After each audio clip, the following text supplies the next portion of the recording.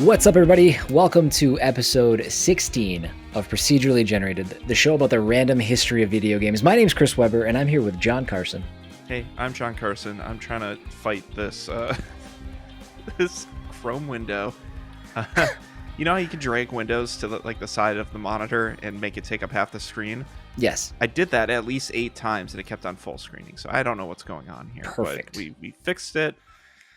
We can do the show now, and let's go again. No, I have a 4K monitor, and then I have two 1080 monitors surrounding it. Yeah. My computer gets so confused with what to do with certain screens. My Discord, if I open Discord, it doesn't open anywhere. It opens on my desktop, actual desktop. Yeah. I have to Alt space move, use my arrow keys, bring it up out of oblivion, and slide it every time. And I'm like, that's awful. Yeah, it sucked the first couple times because I couldn't remember how to make the thing move. That's a new lesson to learn. Yeah. Whenever something shows up on a monitor that's not actually there. Yeah, I'm definitely smarter now for it having happened. I can fix it real snappy but I've learned and forgotten that at least 4 times now, so I've already forgotten how you just said it was done. So yeah, and it always happens while I'm streaming, so I'm bumbling and stuff all right, yeah, let's see, Control Alt Tab. I just want to put an invite to the Discord in my chat. Yeah. Just watching me squirm on stream, it's amazing. I love it. That's what I'm born to make you squirm on stream. True, you have been knocking it out of the park this week, dude. I just come in and I see that you're slightly chastising your chat about stuff, and then I do just that. I do everything that you're saying that you're telling people not to do. I'm spinning donuts in their driveway. Great. Just tearing up their lawn. I just love that amazing. You pass along the idea that every time somebody pops into my chat, I'm going to be just quietly chastising them for their behavior, like a Catholic school. No, it's just every time that I show up, it just happens to be happening. It's oh yeah, let me do my special brand of privilege in this chat. Your timing was impeccable. That when that happened, that was something. I'm okay, well, everything I'm telling you, it doesn't apply to him, but don't read into it. Yeah. I know he's saying he could do it, and he can, but don't do that. Yeah. The sanctity of my chat was just all thrown to. Yeah, I felt bad, but sometimes you need to do some backflips. Just right. Hey, that's right. That's content, baby. Oh man, how was your week? It's been all right, man.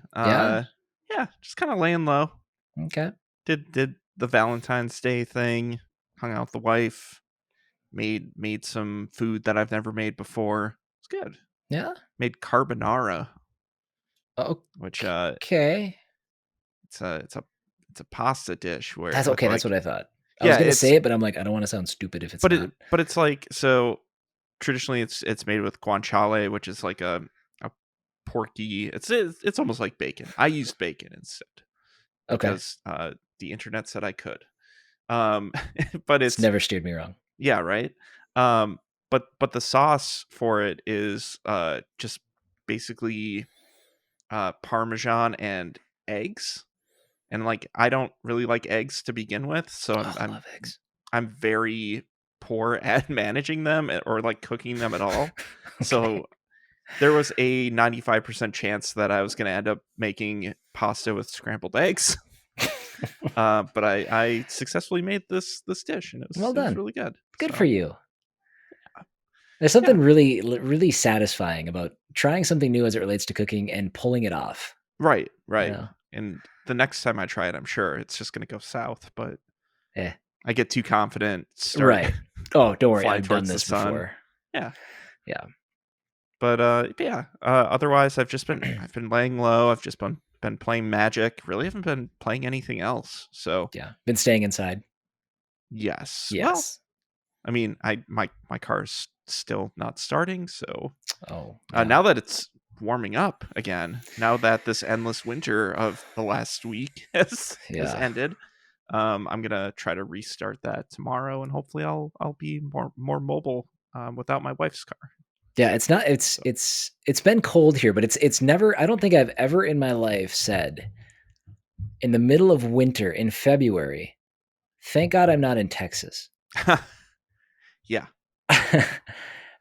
You know, I was talking about this a little bit on my chat. So for you guys that haven't been paying attention, Texas is getting pounded with snow and cold, and you know this has been happening. I've seen this on like social media. The people from Minnesota in the northern states are like, "Oh, ha, welcome to our winter," and they got that real arrogant Yeah. air about them, and it's just like nobody's taking a second to realize the infrastructure that Texas doesn't have for weather like this, Yeah. and just not even like the city infrastructure, but these people are not used to this kind of weather. They don't have winter coats on coats on coats. They don't have Right. snow pants. They a Their lot of them. buildings are not built to withstand this kind of stuff. Yeah. So and I only bring it up because it affects some people in the community in a real bad way. Like there's people that I know that have been out of power now for let's see, 5:30 p.m. We're talking 36 hours 36 now. hours or so. Yeah. Yeah, There's it's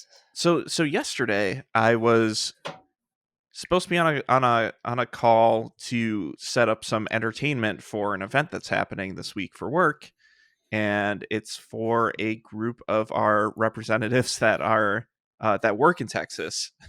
And I was the only one that showed up, and uh the person from the entertainment group was he texted our contact, and she was just sick. Like, she was just out for the day. She's like, "Oh, can you contact anyone else?" And then we slowly found out that we're like, "Oh, they're in Texas," and then, "Oh, they don't have power or internet or cell phone service yeah. currently." Like, it's crazy how much is just not working at all.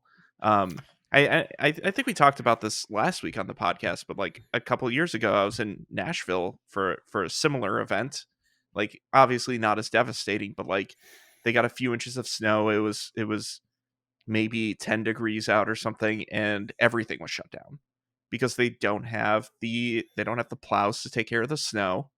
If everything's all icy, they don't have anything to treat the roads, so everything's just a skating rink, or it's like the North Pole down there, and they don't know what to do with it. So, Yeah. So um, our best wishes to everyone down south who is dealing with terrible weather. And hopefully by the time this goes up for everyone, that everything is kind of passing and things are warming up. yeah, and you guys kind of get back to to to your sense of normalcy. And I would Yeah. rather I want to go back to where I wish that I was in Texas in winter again. Like Yes. it's been cold here. We haven't gotten the snow.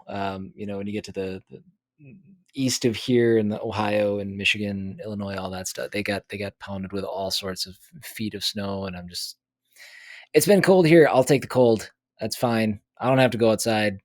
The snow is the thing that lingers and lingers and lingers until here. It Right. probably lingers until May in some spots. So Yeah, because we get more in like April, yeah, and just then for it the just hell of it. melts down, and you don't get that really warm weather, and it just sticks around. It's gross forever. So, Yeah.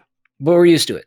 For you guys that We aren't are. used to it, I completely sympathize with you, and I hope you guys are all staying safe and trying to stay warm. If you know you don't have heat and your pipes are okay. If you are still dealing with this and you're in the southern states, and your electricity is out, try to turn your water on just on a low trickle. Keep that water moving. Keep that water from freezing in your pipes. That's a little trick. Hopefully, people have told you that by now. It's you're not waiting until Thursday to hear it from me. Yeah. It's like, oh, that's helpful. That would have Oh, been wow. great to Hey, know a week ago. hey. Um, but no, we are obviously we kind of joke about it again, but people are really going through some tough times with this. So good luck. Mm-hmm. Um, for you guys that are our patrons, I just want to throw out a friendly reminder that the community vote is live for episode 17. That's next week's show. Yes. I, in my perfect preparedness, don't have the list of games in front of me. Oh, So let me do it I right. Meow. Pushing I have it. buttons. Pushing buttons. we have got that's the wrong. So it's 5 games. The 5 games that you can select. Go internet. Now it's internet's fault, not me. Okay. The 5 games are Raishi, Raishi for the Nintendo 3DS, Total Carnage for the Atari Jaguar. Oh boy. Moto Ane Chanto Shioyo plus Tokabetsu Gentiban. I think that's pretty good. For the PlayStation Vita, ESPN NHL 2K5 for the Xbox, and Gnome's Garden 3, The Thief of Castles for the Nintendo Switch. Yes. Now, that vote is going to be live. It is still live, right? It is still live. Yes, it should be live. Because we are both probably clicking the Total Carnage box. Maybe. Maybe not. Maybe. I kept on seeing the checkbox go up there. I'm like, you already voted for gnomes, Chris. What are you doing? Oh, hey, you're giving away my secrets. Hey. That one looked cool. Well, no, now it's up to our patrons to decide. That's true. And me, because I am a patron of this wonderful show. That is true. Yeah, you have earned a vote. I have, and it goes to NHL 2K. I don't know. I don't really care. I want whatever our community wants. That's true. Yeah, 100%. So yes, voting is opened up for I think any of the patrons, right? It is. Yeah, it should be any of them. Also, the other 2 games for next week are going to be fun. So, did you say are going to be fun or aren't going to be fun? Are going to be fun. Okay, yes. Yes. We have actual games lead into next week. No, we have real games next week. Yes, we do. So if you guys have some time to get in and cast your vote for that would be awesome. We have 3 votes in right now. We've got some time, so we'd like to get some more in there. If you guys want to cast a vote and you're not a patron, go ahead, check down below. We've got a link to our Patreon. It's also patreon.com/procedurally generated. Consider giving us a couple bucks a month. You get to cast your vote on there. You get early access to the show, and all that good stuff. Yeah, access to the Discord and everything like that. So and helping us achieve more things with the show. True, for sure. So, John, yeah, I read this earlier today for the first time in 530 some days. It's a lot of days. That is a lot of days. There's going to be a Nintendo Direct tomorrow. Do you remember what that's like? Wasn't it like 5 months ago? Didn't they have one? I think this is like September, like a Nintendo Direct. This is not like a mini Direct or an indie Direct.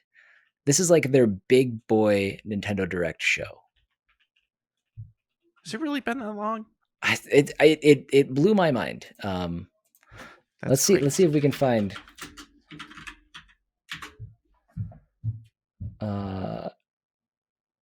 Okay, 2021. Okay, that's that one. I think the Wikipedia page would have a list of. This isn't Wikipedia. What is this? Yeah, as crazy as people are about Nintendo Directs, let's find out. Let's see.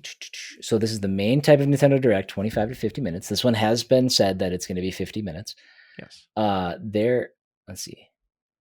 Nintendo Direct Monster Hunter, Nintendo Direct Super Mario Brothers 35th anniversary, Nintendo Direct Ring Fit Adventure in China, Nintendo Direct Animal Crossing New Horizons. All right, so the last one, September 4th, 2019. Yeah. There you go. It's been a long time since there's just a non-specific Nintendo Direct. Yeah, what's the difference between white and yellow on this list? Yeah, yellow's for a single game or game series. Oh, I got you. Okay, yes, so the white ones are the traditional. Yes. Got it. Okay, because I was and the gray ones are the E3 ones. So there was not an E3 one last year because there wasn't an E3. That's true. Yeah. So the last one, September 4th, 2019. Holy smokes! So it's 50 minutes long. Is this the one tomorrow? Which is insane. But it's for games releasing the first half of 2021. Confirmed for it is Smash Brothers Ultimate. So we're getting a new character there.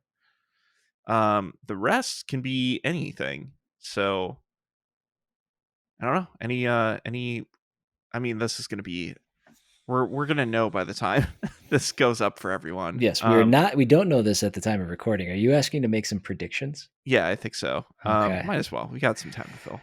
I would like to see, and I haven't put any thought into predictions, but Sure. with us being a week out, now this is not great timing for this. This should have happened a while ago. I wish it would have happened a while ago, but I would love to see them re-release, or no, it wouldn't be a remaster, maybe a remaster. I don't know. I'd love to see them re-release or remaster Bravely Default. What? Okay.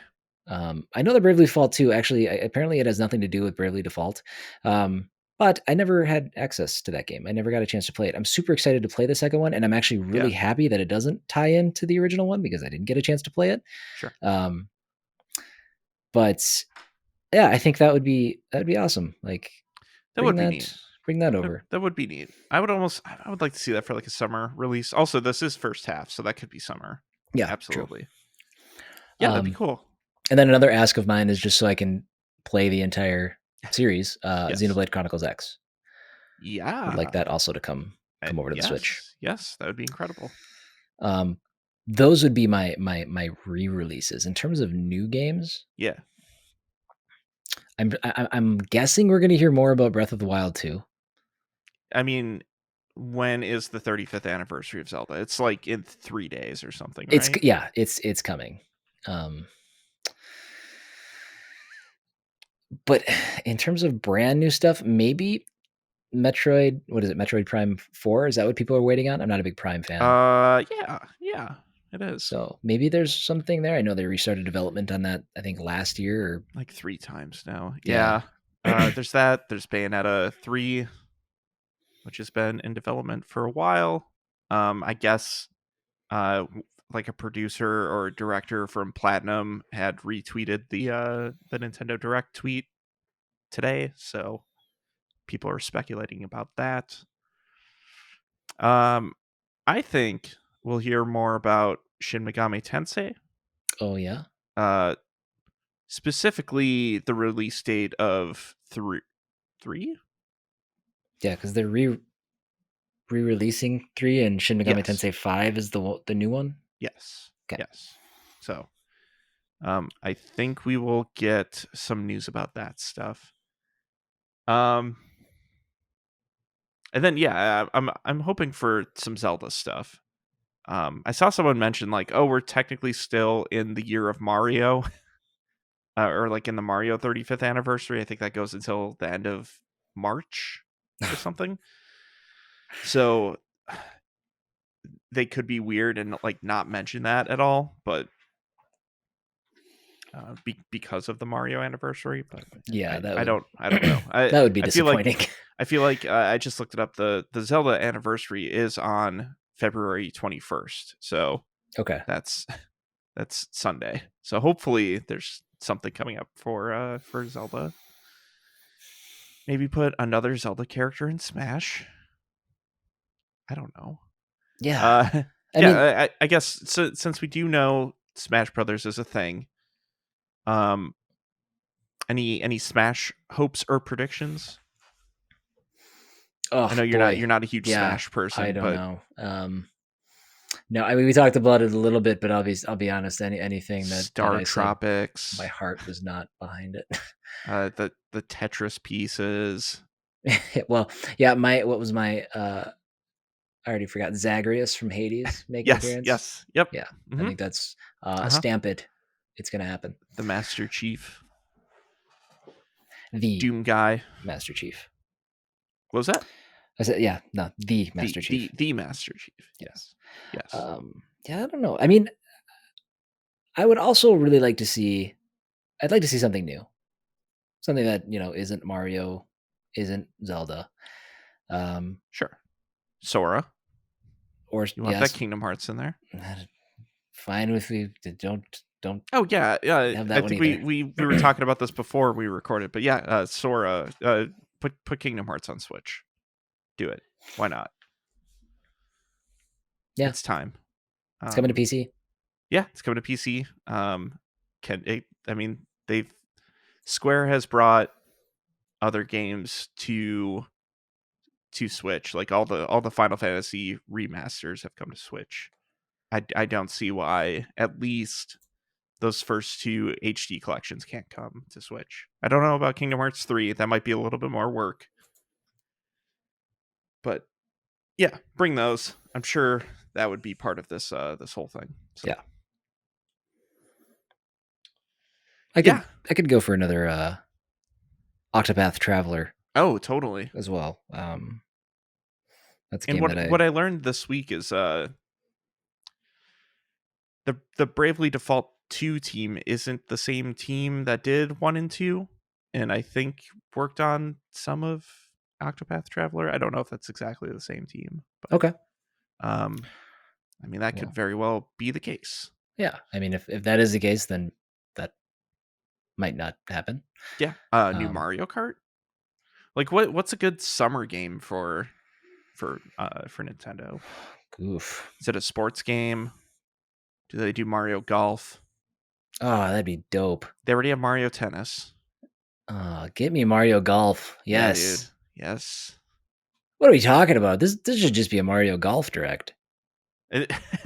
50 minutes of the different kinds of clubs. How do you spin that ball? What are the putting mechanics? It's been established that Mass Effect Legendary Collection is coming to Switch, right? No.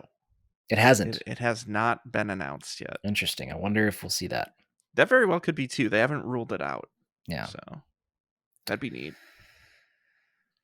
But I guess we'll find out tomorrow. We will. And by the time you all hear this, we'll have found out. And you could tell us how right or wrong we were. And we'll go, we know. We watched that thing yesterday. Actually, what we'll do is we'll re-record tomorrow after it's done. We'll just splice in all of the stuff. Splice it all in. And the only person who's actually going to hear we got it all right. The real version of this is Timmy and whoever else listens to the Patreon version. That's on right. Wednesdays. Yeah. So yeah, I'm excited for that. It's a big week, actually. Yeah. So big games coming up. We talked about maybe going over since Nintendo is kind of unveiling what the rest of their half of the year looks like, that Chris and I are going to go over some of the games that we're looking forward to until about June-ish. Yeah, do something a little different. We have a pretty standard formula that we follow, but we figured, if Nintendo can do it, why don't we? So can we talk about what we're excited your about? Procedurally generated direct. That's right. Things that are coming to our TVs, to our consoles. John, what do you have for? I have 2 games coming up in February that I'm looking forward to. Yeah.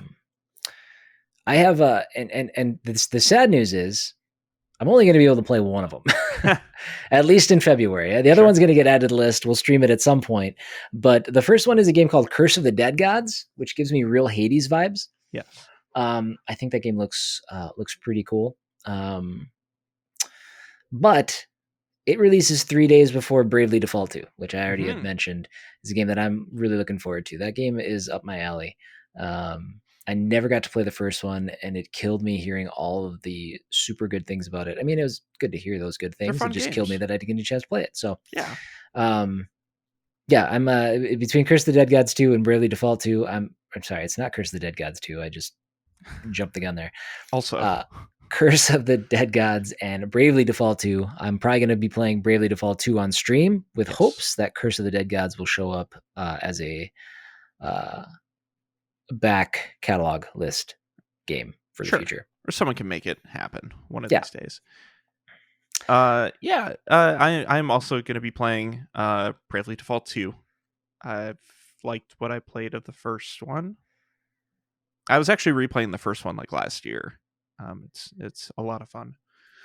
Did that only release on 3DS? Yes. Or DS? Yep. Was it 3DS or does it 3DS? Does it matter? Okay. I mean, yeah. Either way, you're not playing it. True. Unless you like get an emulator or something. Yeah. Yeah, so Bravely Default 2, I'm kind of skipping over March because I actually get to play one of the games for April tomorrow night. Ooh. So I pre-ordered Guilty Gear Strive last night, so I can get into the beta this week. Nice. So beta's going on.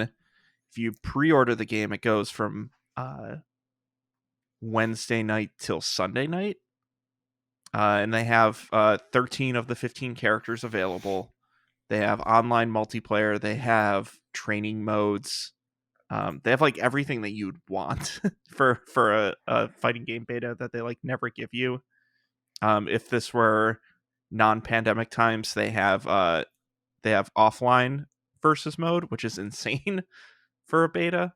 It's like, oh yeah, just play offline. Like, don't even test our stuff. So I'm really, really, really, really looking forward to playing that. It's been a while since there's been a new fighting game on the block where everyone's pretty hyped about it. Nice. That's exciting to hear. Yeah. It's like finally some energy behind the FGC. Like there were games last year. Arc System Works came out with Grand Blue Fantasy Versus last year. But like some people picked it up, but it didn't like light the world on fire.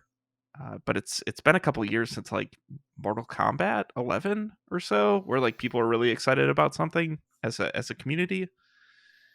And Guilty Gear is going to be the first big one this year. There's another fighting game later this year. It's probably going to be like fall though, and that's King of Fighters 15. So those are kind of the two that everyone's hyping up. I think that's it for me for February. Okay. Besides Bowser's Fury, which I just can't play yet. So yeah, eventually I can. Yeah, so. Monster Ease 9, Monster Nox, and Super Mario 3D World, and Bowser's Fury. Those are two games that I had to put on the backlog. Yes, but and they will always be there, and they will always be good. They will always love you. Yep. What do you got for? What are you looking forward to in March? Let me check this list real quick. I've got mine written down. I can start. It's mainly one game in March. Like Balan Wonderworld is there. I don't know. Like from what you've told me, I don't know if I'm gonna like it or not. Yeah. The surefire bet is Monster Hunter Rise. March 26th.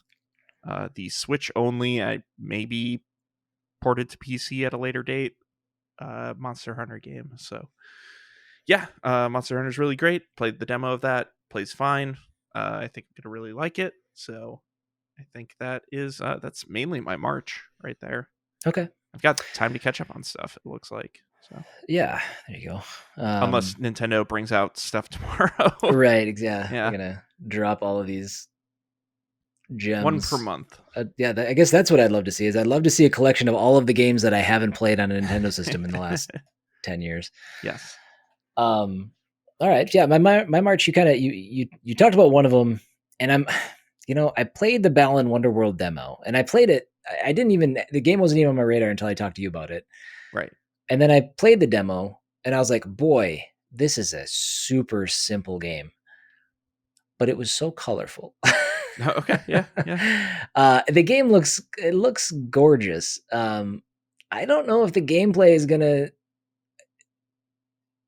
I don't know. I got some decisions to make. That might be a wait for a review. Wait until final code is in people's hands. I think you're right.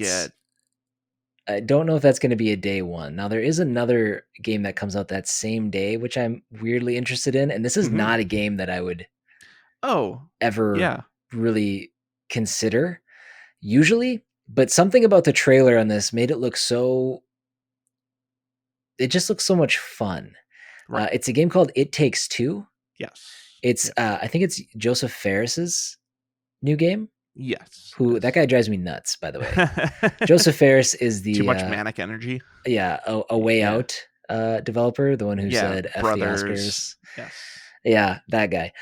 But his new game, It Takes Two, looking at the trailer for it, at first I was like, oh, it's another one of these. Like, I just don't think I want to do it. By the end of the trailer, I was like, Okay, that was actually kind of cool. Like, Yeah, it just seems really whimsical, and um it's less grounded in realism, I think, which makes it a little bit right. more interesting for that kind of game. So that one I'm on the fence on, and then the third one coming out on the 31st, I think, unless that release date's changed. Another one that I'm on the fence on is Outriders. Oh, No, that got delayed. I'm sorry. I think that one got delayed. Now that I said that out I think loud. this says April 1st. Oh, did it? Okay. At least Outriders. this list that I'm looking at. Anyways, while you're looking that up, yeah, It Takes Two. I played through A Way Out with a friend, and I'm probably gonna play It Takes Two with that friend as well.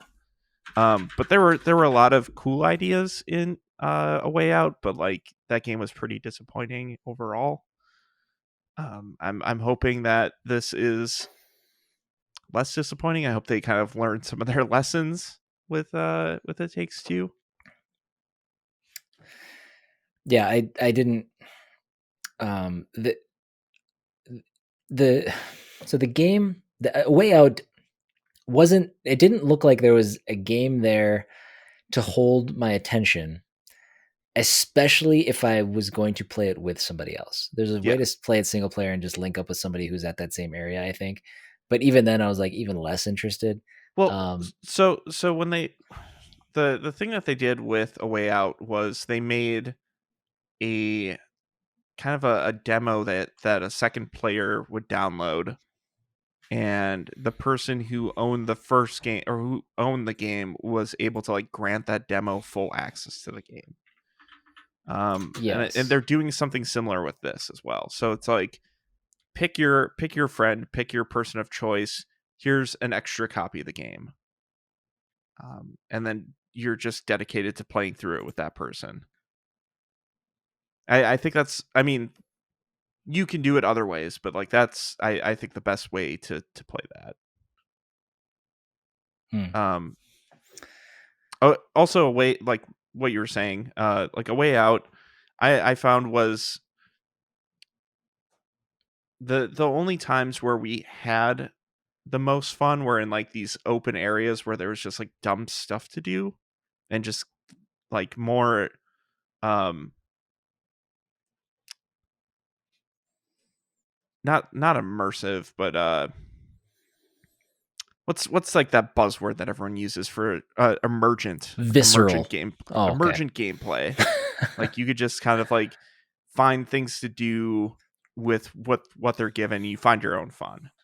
There were a few like open areas in that game where like, oh, like you can go and play darts or someone's playing the guitar or whatever. Like those were the most interesting things that they did in that game, and hopefully they carry some of that stuff over to this. But also I just hope it's more fun to play than a iffy third person shooter at times. Yeah, Um, and that was the thing that I saw when I watched that trailer. I looked at that and I was like, "That looks fun." Like, yeah, hopefully the gameplay mechanics back it up, and whatever the the intricacies are between the two characters. But it looks more fun than some of the other games that he's released. I understand like a lot of people really like the game Brothers. Um, I didn't yeah. have patience for the controls, Oh yeah. so Kind of. but yeah, so that's and I did confirm you're right. Outriders does release on April 1st, according to the website. So Oh, cool. And that's it looks like post-apocalyptic. Wow, I was just gonna be super redundant there because Destiny is also post-apocalyptic. It looks like brown Destiny. Everything's very brown. yeah, that's kind of the concern that I have. As I stated with Bell and Wonderworld, colors do it for me. Yes, Muddy textures and not textures, but just a samey brown gray yeah. palette. Just I I'm lose interest. I'm So looking at a picture of this game, and the sky's even kind of a brown tinge. I'm like, kind of that's rough. not great. And that's why I'm kind of on the fence on that one. Yeah, I gotta understand more about it. So yeah. I guess moving into April, I have two quick ones. sure. Near replicant version 1.224744874139. I was gonna stop you, but that's the name. No, That's the that's the name. name. Yeah, That's the name. That's the full it's name. Why would you stop me? If anybody just says near replicant, you're a fake gamer boy. It's true. Yep. It's true. If you don't know that number by heart, if you don't have it tattooed on you, yep, shame on you. Yeah. I have near replicant, and that's it written down on my my sheet, by the way. Yeah, that's April 23rd. That's coming out on PlayStation 4, Xbox One, and PC. There's some new footage of that. It looks really cool. Looks like it looks like more near. Like it looks like a clean version of Automata, which is not what that game is. And then Pokemon Snap is on April 30th, which is very much my game of April. 1000%. And maybe also that same day is Returnal from Housemarque on PlayStation 5, which is a sci-fi bullet hell third-person shooter, which looks pretty neat. It does, yeah. I've that one. I'm gonna need to.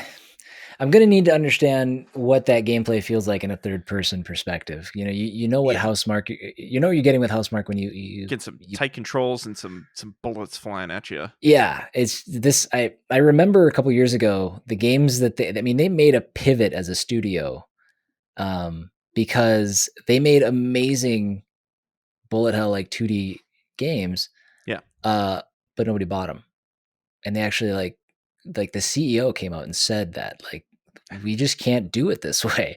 Right. So when they announced Returnal, I think that this is kind of like in my brain exactly what I thought what kind of game they would release. It's like, oh, we're still going to do that, but we're going to make it look like the things that sell. Yeah, some like a bigger, it's just a game that looks like it carries more of a budget, because it's kind of a crappy thing to say, but I think their other games were more arcadey.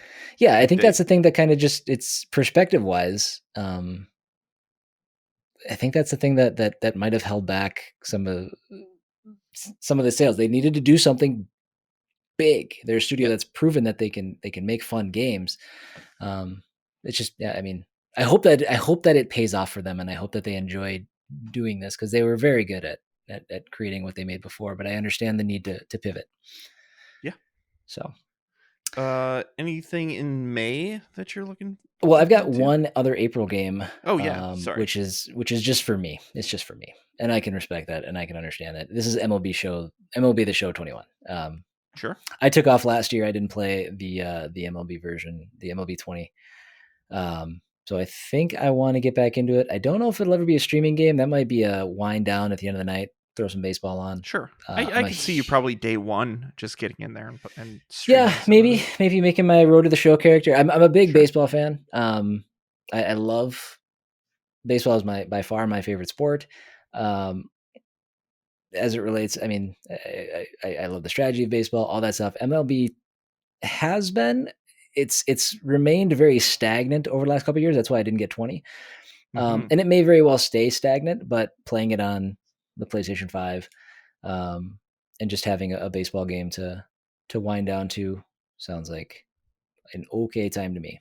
Yeah. So, fun fact about that game too, it is a Sony-owned franchise, and this is the first year that it will be showing up on Xbox. Yeah, there you go. Well. So Series X and Xbox One and Series S. So,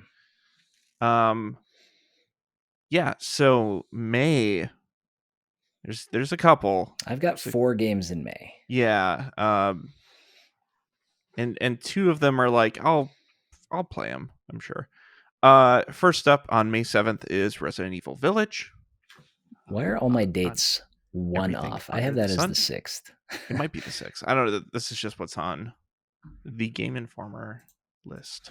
Oh, don't you be wrong. I'll call up Reiner. Like, what's up? Resident Evil Village release date as May 7th. Oh, that's on me. And wherever I'm getting my digits from. I mean, the keys are right next to each other. It's I could see how that could be typoed. Anyways, Resident Evil Village, aka Resident Evil 8. It is the direct sequel to Resident Evil 7, which hasn't really been a thing in Resident Evils for a while. You're playing as Ethan don't remember Ethan's last name. But there's a tall witch, and there's werewolves. Very tall. That's Resident Evil Village. Yes. And then after that is May 14th. I'm guessing this is also a part of yours. That is the Mass Effect Legendary Edition, which is the remaster of Mass Effects 1 through 3.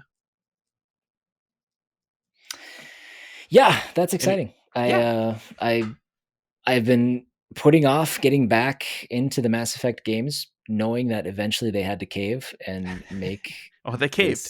They finally did it. They said, "Hey, Chris, there it is. Chris, you've been holding off for long enough. We here. Let us take your money." That's right. Again, they came to me like, "Why you no play our game?" I just shot them some finger guns. I was like, "You know why?" I never played more than like 3 hours of 3, so okay. This will be good for me. And both of us have our fingers crossed for a Switch edition to be announced tomorrow. We'll know whether we're right or not when this podcast releases.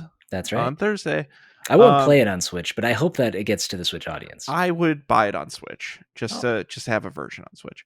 Anyways, May 21st is Deathloop for the PlayStation 5. Potentially Xbox owned studio Arcane or Microsoft owned studio Arcane putting out a PlayStation 5 and PC exclusive game, Deathloop. Yeah, that's interesting. Yeah. Was that on your list though? It actually wasn't. I don't as of right now, I don't have a lot of interest in Deathloop. Okay.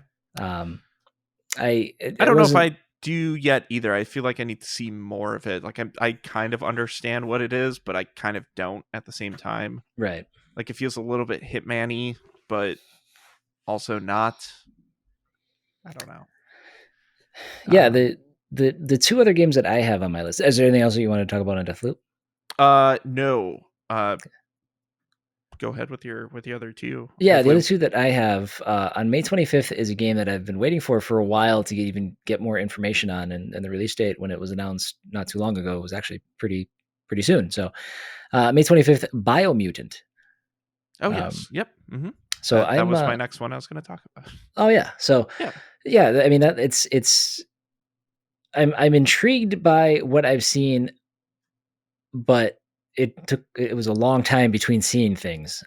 Yes, that went into the underground for like 2 years. Yeah. It's supposed to come out in like 2019, 2018. I think so, yeah. It's finally shown up again as of like a month ago. So it's very cool. Yeah, I'm looking forward to that. Kind of a third person, looks like a third person RPG, action RPG where you play as kind of a little critter that you can kind of customize. Yeah, you mutate them, right? Like you give them different mutant powers. Yeah, that sounds right. Biological mutations. Yeah, the world that was being explored and the character, not the character so much, not knowing a lot about the characters, but just the locomotion looked pretty good on some of the stuff that I saw. It was enough for me to be like, yeah, I think I could be into that. It was one of those like European teams that's making it that you're like, this is either going to be super janky or it's going to be brilliant. Yeah. Yeah, I'm excited to see how Biomutant turns out. What's the other game for May? So the other one is this one could go any direction, to be honest with you. This is a game called Happy Game. I'm sorry, what? Yeah, it's called Happy Game. Why don't you go ahead and do a search for Happy Game? I am doing it's made by a company called Amanita Design. Mm-hmm. The game looks trippy as hell. The art is weirdly colorfully morbid. Again, I think I watched a trailer for this a while ago. I threw it on my list. It was enough to be like, it piqued my interest because it looks strange. Yes. It looks like maybe a side-scrolling, maybe like a little puzzly. I don't know. On their website. It is labeled as a psychedelic horror game. Yeah. I think that's all you need to know. A little boy falls asleep to a horrible nightmare. Can you make him happy again? And nightmare is pretty on point with some of the visuals that I'm seeing. So I'm intrigued by it just because it looks so out there. That one's So that's what I'm looking. That's I think that date is May 30th. So very cool. Yes. And then just really quickly, June, things could change. But we did get confirmation of maybe my most anticipated PlayStation 5 game so far. That is Ratchet & Clank Rift Apart on June 11th. Absolutely. Yes. Ratchet & Clank has been maybe the best Sony series for, 15 years or so in my eyes. They're all super fun to play. Never really got old for me. So, yeah. I wish they would show a little bit more of that game, but also I'm fine not knowing much because I know the pedigree. I know it's going to be a showcase for the system, which I feel is also kind of missing currently. Yeah, agreed.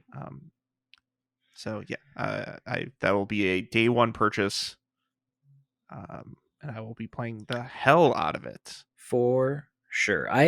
My first real experience with Ratchet and Clank was the Ratchet and Clank on PlayStation 4.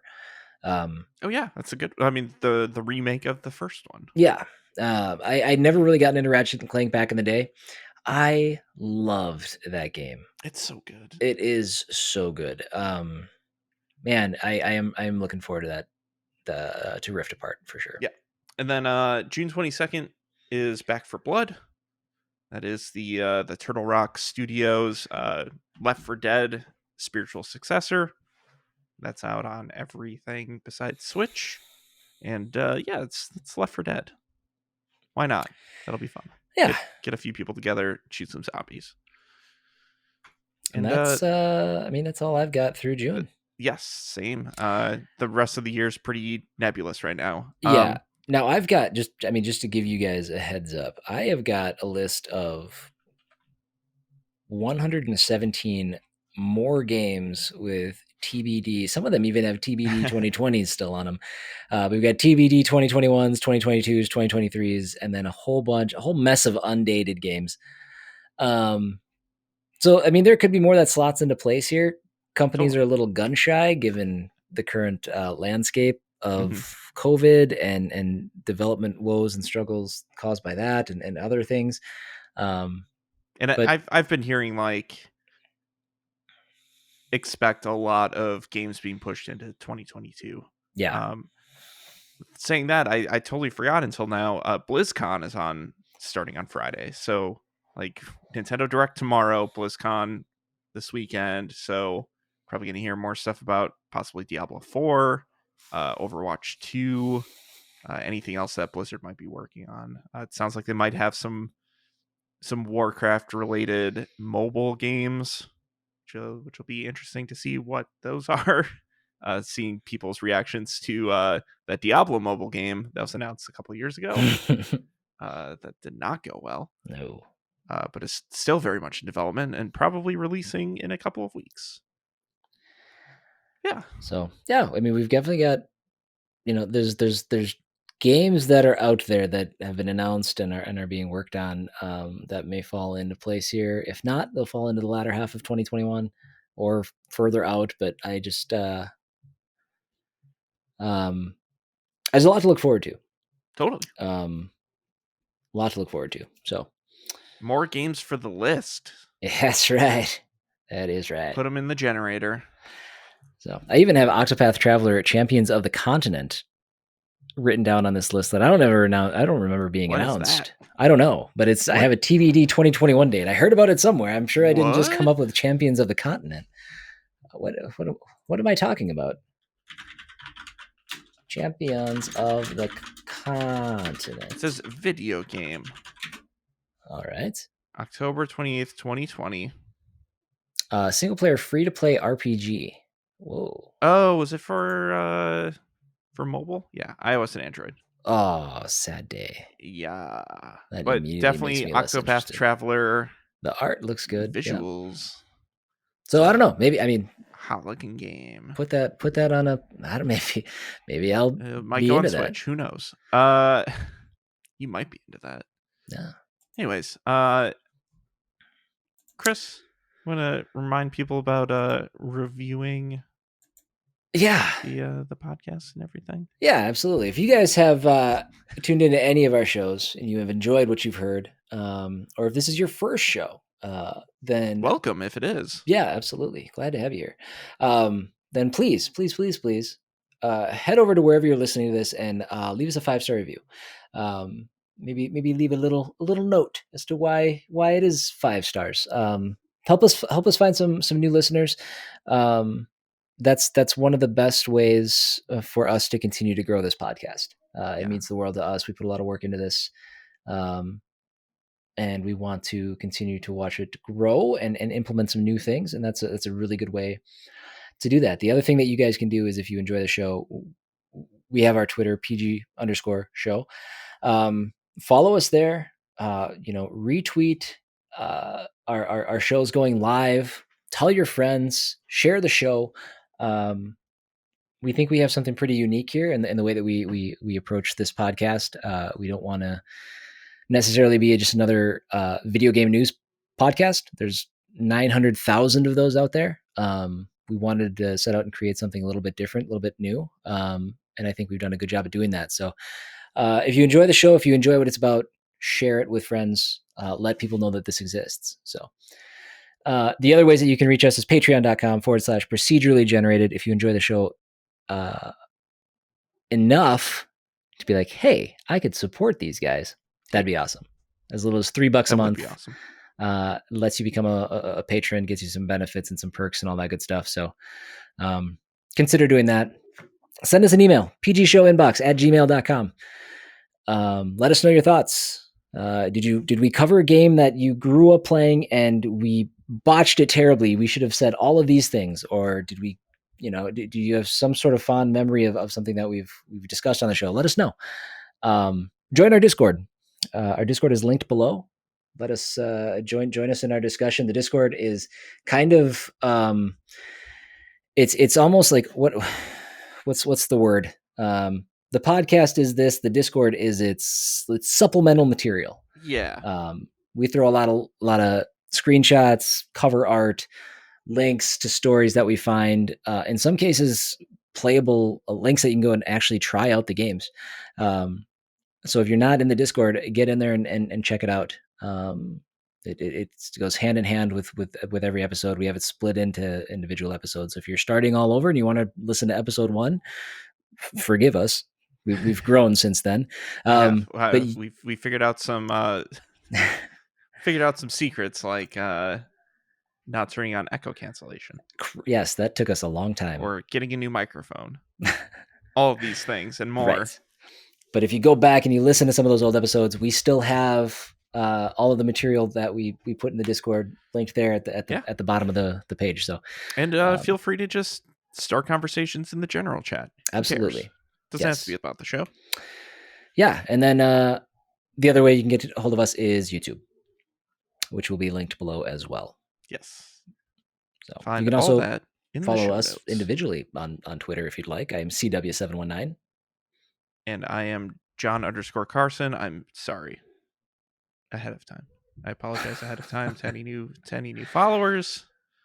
I don't know. You're probably going to see a lot of Guilty Gear stuff in the next couple of days. That's true. So maybe give it a week and then follow John. Yeah, and then you'll just get Bravely Default stuff. Yeah, it'll be good. Yeah, it'll be Nintendo, then Guilty Gear, then Blizzard, then Street Fighter. It's gonna be a fun few days. Yep, and I'll just spam you with my going live links. So, if you want to, there you go. Find me trolling in Chris's Twitch chat. He is CW719 on Twitch. I sure am, and John is John Carson Games. Thanks. All right, with the most riveting content. True. Yes, you should see some of the clips that we've pulled. Just every time every time there's a clip that you show for my stream, just randomly chooses the most boring part of the stream. Like I swear half of them have been like, whenever it shows Destiny 2, I'm just testing my my stream. I don't know why I set it to record for the VODs. I should probably delete those VODs. It's my fault. See, that's the goal of the shout outs with the video is to like, hey, let's, maybe get some new followers. It's great. John like looks at his follower count and sees it like ticking down every time I show one of his clips. someone did follow today, actually. Hey, so that's great. Perfect. Don't know why they decided that was the time. Bless you for it. Should we get into game number 1? Yeah, let's get into this Circus. All right. I see what you did there. This 3-ring debacle. Yeah, John, why don't you go ahead and introduce this first game? Oh my gosh. This game is man, we pulled the PlayStation 2 version of this. Some crazy how, yeah, we did. Was on let me just get the year of this. This is from 2003. From New Breed Software. Doesn't have a publisher. I guess New Breed Software is the publisher as well. Yeah, I don't know how that works. This is Circus Linux. Woo! It's a Circus Linux is a clone of the Atari 2600 game Circus Atari, which in turn is based on the arcade game Circus. Circus of a remake. Not a remake. A remake. I guess it's not a remake. It's a reskinning. That's a ripoff. A clone of a clone. Yeah. Of a clone. I referred to this as a side view paddle action game. That's one way to put it. Yeah, that's the right way to put it. It's a weird Breakout game. If people are familiar with Breakout, there's typically a paddle at the bottom of the screen that you control. That's the only thing you really control. It moves left or right, and there's typically a projectile being launched at some bricks at the top of the screen, and your goal is to get rid of all of those bricks. With Circus, or with Circus Linux, or Circus Atari, your paddle is a seesaw that has a clown on it and another clown that's typically in the air, and you're trying to catch that clown that's in the air on your teeter-totter, on the empty side of the teeter-totter, to then launch the other clown up to hit the bricks. This has to be the least fun variant of that. Like, I get what they're going for, but man, with Circus, instead of bricks, there's balloons. There's like 3 rows of balloons at the top of the screen that are rotating in from like the right hand side of the screen and just like scrolling from right to left. And you're just trying to hit those balloons. Like, there's no ricocheting of the clowns between the balloons or bricks or whatever the object may be. And I feel like that's a lot of the fun of Arkanoid or Breakout. Is what is this ball gonna do if I fire it in such and such direction? It's hard to use strategy in those games, but if your ball is a third of the way from the right hand side, it's going to go up at kind of an angle. You can kind of strategize, line up your shot. I think maybe you get more height when the clown lands on the furthest part of the teeter-totter. You do. But that is hard to line up. Yeah. It's hard to line up, and also it takes a while to get a clown up to the balloons to pop them. Like, it'll take like 3 or 4 perfect placements to actually get the physics needed to launch them up. And then there's the balloons, which, by the way, in order to tell, so you said they scroll to the right. I had to look at those balloons like I was looking at like one of those magic eyes. You have to like cross your eyes, relax my ocular cavities, and just like, because the animation for it moving left or right Yeah. was so janky. Oh, I guess it does work. It does go both. The top and bottom rows scroll from right to left, and the middle row scrolls from left to right. Oh, okay. So well, that might have been my problem then, because I was I Yeah. was getting a Yeah. migraine just trying to stare at that. But the thing I was going to say is that there's the 3 rows of balloons, and then there's the blocks underneath the balloons. Did you mention that, or did I miss No, that? I did not see that in any of the videos that I had watched. So I Okay, wasn't sure. maybe, yeah. That might be one of the. I know that there's different. There's different modes. So there's a Okay. 1-player, a 2-player co-op. There's something called barriers, and there's a mode called bouncy balloons.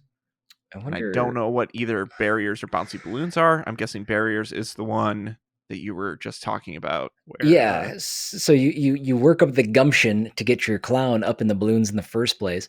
love that clown gumption. That's right. As soon as you're up there, every once in a while, there's maybe 2 or 3 blocks that will slide across the screen. Now, you don't pop these blocks. These are there strictly to knock you down, knock you to the side, or maybe you get your clown to like bounce a whole bunch of times between the top of the screen and the blocks. Mm-hmm. But when that happens, you might as well kiss that clown goodbye, because there's no predicting where that clown is going to come out of that situation. In Breakout, the ball speeds up, but it's still this thing that you can kind of track, and you can get your paddle in the right position. It gets harder. If you if you get a clown up hitting those blocks, forget it. It is ricocheting around so quickly, and then it just shoots straight down and splats into the floor. Like, unless you just happen to be in the right spot. This game is super hard to play. Now, I didn't actually play the PS2 version. I watched somebody play it, but I did play the game it was based off of, and Sure. the speed at which the two things were moving, I thought were close enough that maybe this is a close enough experience for me to critique what that game would play like. And I think judging by what I've found about New Breed Software's other work, is that this is just supposed to be an update of the Atari game. Yeah. So I think you can make that as a pretty easy judgment call, that they're supposed to be pretty similar. So yeah, so if you want to try it, I did attach the link in the Discord, as Yeah. I mentioned a little bit ago, as kind of a supplemental thing to this episode. If you go to the Discord, go to the channel, go to the category episode 16, and then go to Circus Linux. There won't be screenshots for this game. There's no such thing. I mean, so there's screenshots. Sorry, there's not cover art. Yeah, there you go. But I did put the link in to take you to an emulator that lets you play it right there on your monitor, and you'll get an idea of how this game plays. Yeah, and I guess I didn't really mention. I mentioned that we pulled the PlayStation 2 version of this, but this is a game that was built for Linux. So anything that people could hack on Linux onto is what this can run on, and Windows. There's a Windows version of this as well. But there's Amiga, there's the BOS, the Dreamcast, the GP32, which I think is like the Gamepad 32. Yeah, I did see screenshots of that actually running on the Gamepad 32. Yeah, and then Linux, Macintosh, and the PlayStation Portable. So, yeah, this is really just a game for Linux hacks, basically. Yeah.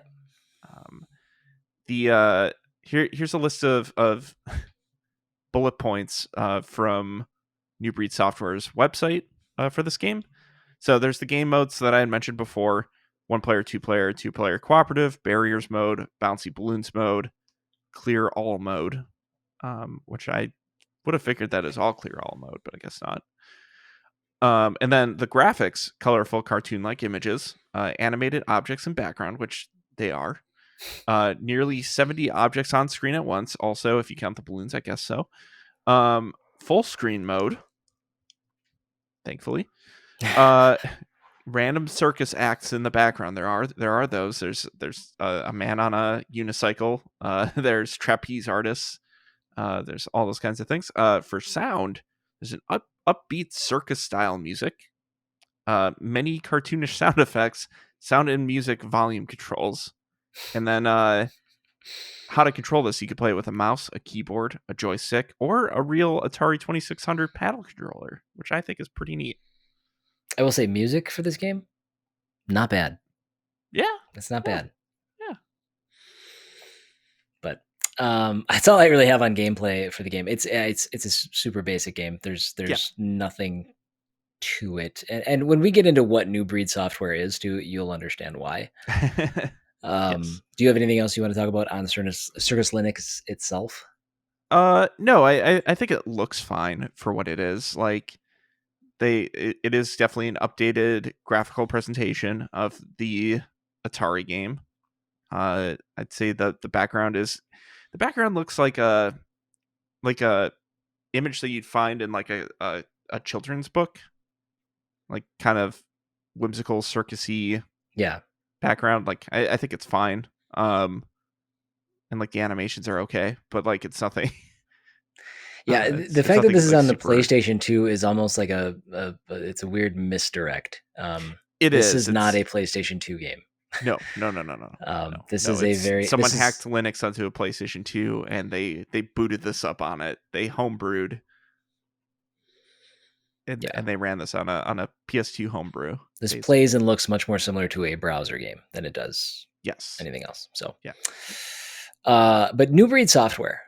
So this is what they do though. They create free open source software for all sorts of systems, including Windows, Mac, Linux, Amiga, Atari, the new Nintendo DS, PlayStation Portable, quite a lot of stuff. Now this is their first PlayStation 2 that they had done, but it wasn't their last. They had done one other one called Vectoroids, which was a clone of an asteroid. I was going to say you have to get like some cream for those, right? Yeah, I think you're right. Yes. Mm-hmm. Preparation H is, I think, what you're looking for. Yes, you're right. Yes, that's correct. Put it on the whole. Yes, I really Preparation need to watch H does work. On the whole. God, it's so good. Oh, see, and that's one thing we can thank this game for. Great. Impromptu Austin Powers references. Yes, always good. So yeah, they had the one other game that was an asteroid clone on PS2. But this is what they do. They basically make open source software, and I would say almost all of that stuff is a clone of some other game that already exists. Right. So, Bill Kendrick is the name that I pulled from New Breed. He's the kind of that's the name that he uses. Like he uses New Breed as his like development company name, but this is all done by Bill Kendrick. Yeah. So he doesn't have a team. It's just him. I think technically this game actually had a couple of people. Yeah. So this game, programming wise, was done by Bill. Graphics was also done by Bill and a person named Manu Parsinen. And then the music was done by Jarko Rotston. So total of 3 people worked on this, but it was mostly Bill's effort. Okay. Bill himself, as I kind of looked into, he used to host an Atari podcast. So like he's really into Atari itself. And he's also a Linux user group president. So all these things are really just making sense as you put those pieces together. Very on brand for yes.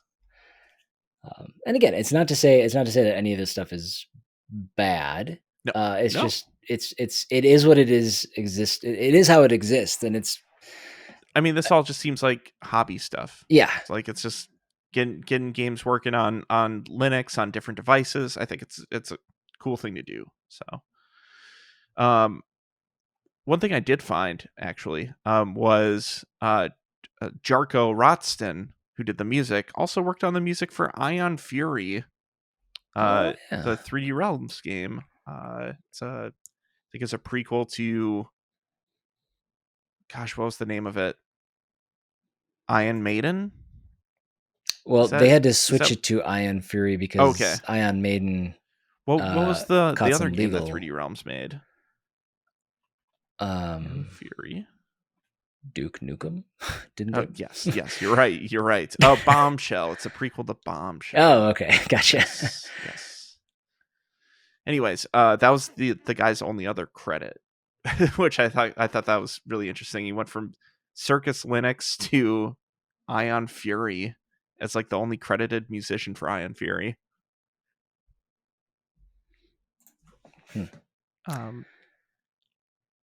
Yeah. Otherwise, Bill Kendrick has just worked on a bunch of these, a bunch of Atari remakes.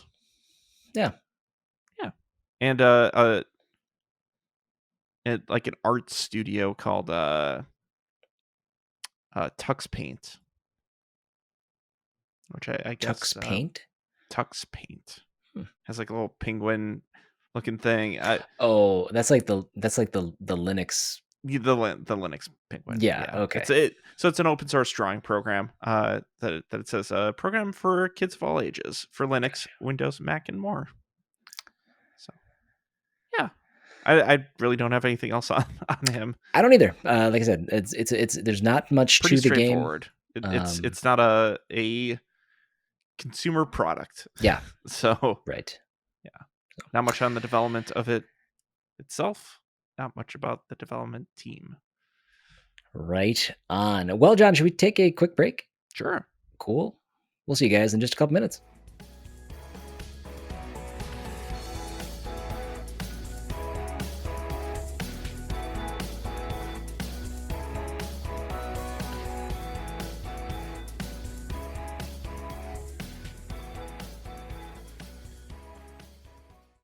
Welcome back. How was your break? It's good. I cracked open another delicious Coca-Cola Zero Sugar Vanilla. Ooh, fancy pants. That's been my poison for the last week. I had this weird Rolo pudding thing. Ooh. Yeah, it was fine. It really took everything that I had not to quote Tim and Eric when he said that. Okay. There's a sketch in one of the episodes. It's like Rolo Tony Browntown. Give me some more. Give me some more. Give me some more of those Rolos. Which that just popped in my brain and needed to escape somehow. Boy, the awkward silence that would have happened if you would have just rolled with that. I wouldn't have had any idea what you were talking about. Or it really would have been Rolo Pudding Browntown. Give me some more. Give me some more. Give me some more of that pudding. Okay. Yeah.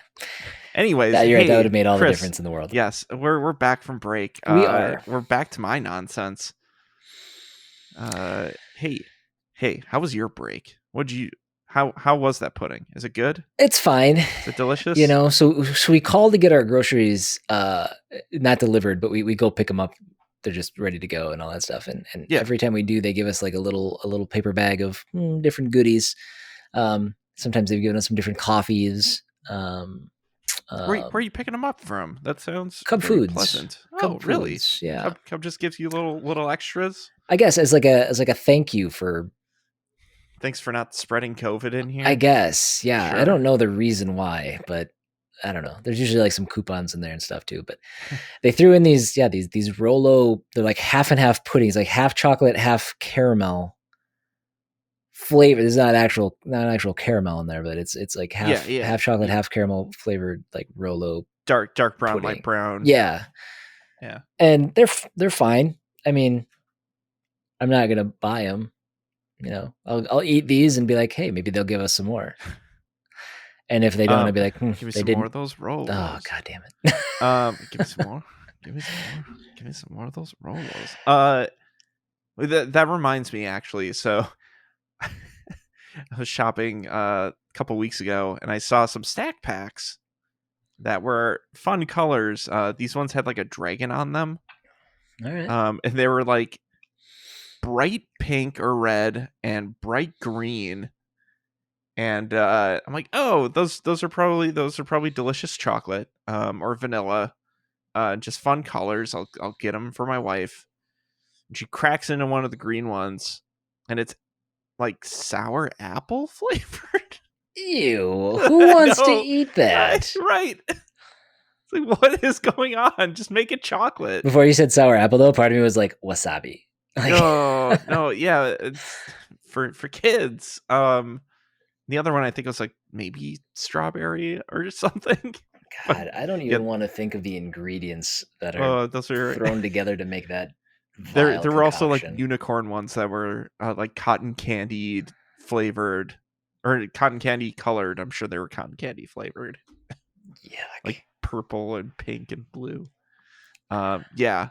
Don't get if you see funny colored pudding, don't get it unless you know it's specifically a flavor you're gonna like. Yeah. I don't think it says the flavor on the packaging, so just don't get it it. was wild. Yeah, just don't get it. Like, cool idea. I guess if you want to prank someone, sure, but unfortunately, I pranked my wife, and she's not happy with the flavor. And it was an accidental prank. It was an accidental prank. It was a well-meaning prank. Eat this. She would say, "Give me some more of those Rolos," though. Moving on. Yes. So let's get into game number 2. Should I roll this one out? Yeah, I think you should, since Alright. I did the heavy lifting for that last one. You really did. We might give this one. Well, we won't give this one away. We'll give the series away with the developer. Developed by Cooking Mama Limited, published by Majesco Entertainment Company. We have what I've never played this game, but we have these games, but I have what's called a kind of a mini game compilation. Would you agree with that, John? Sure. All right. Yeah. Released in 2010 on the Nintendo DS. This is Crafting Mama. Yeah, she's not just cooking anymore. That's right. She's crafting. Get her out of the kitchen. Get her into the craft table. She'll teach you how to make squirt guns and paper airplanes and various other. I think an ocarina. It'd be like a clay pot. I think I saw an ocarina in there. Yeah, there's an ocarina. I had a list open of all the. Yeah, here we go. There's too many things. There's actually a lot of things that you make. There's aprons, there's jars, there's dice, there's hair bands, maracas, kaleidoscopes. What? Mama Tower. What's a Mama Tower? Do I even want to? I don't know. I don't know about that one. Yeah. So Crafty Mama, you are with the help of Mama. Everyone's favorite Mama. I guess I should probably say Crafting Mama is a spin-off of the popular Cooking Mama series. It has similar gameplay. Obviously, the basis of the game is around something different. But you choose a craft to make, and to be successful, you complete a series of mini games. The more you complete, the more crafts become unlocked for you to try to create. Yes. Yeah. So you go through like the process of making each of these things, like piece by piece. So like for the squirt gun, you're cutting bamboo tubes and then like putting in like the another bamboo. I don't know. It's really hard to describe how to make a squirt gun actually. Interesting one. You put things into things with sponges and you tie them together. Anyways, like it goes piece by piece, like